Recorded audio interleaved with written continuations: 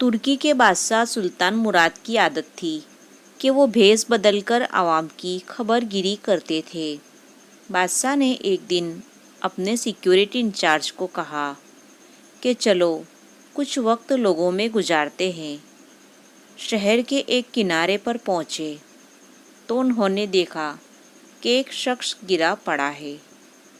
بادشاہ نے اسے ہلا کر دیکھا تو وہ مردہ انسان تھا۔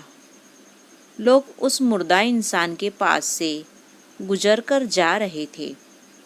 بادشاہ نے لوگوں کو آواز دی، آؤ بھائیو۔ لوگ بڑی تعداد میں جمع ہو گئے لیکن بادشاہ کو پہچان نہ سکے۔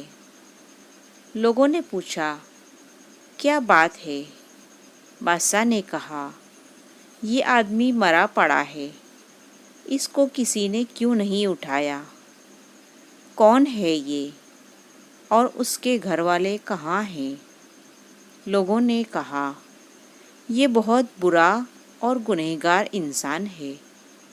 بادشاہ نے کہا، کیا یہ امت محمدیہ میں سے نہیں ہے؟ چلو اٹھاؤ اور اس کے گھر لے چلو۔ لوگوں نے اس کی میت اٹھائی اور اس کے گھر پہنچا دی، اور اس کی بیوی نے خاوند کی لاش دیکھی تو رونے لگی۔ لوگ میت کو رکھ کر چلے گئے۔ بادشاہ اور اس کا سیکیورٹی انچارج وہیں عورت کا رونا دیکھتے رہے۔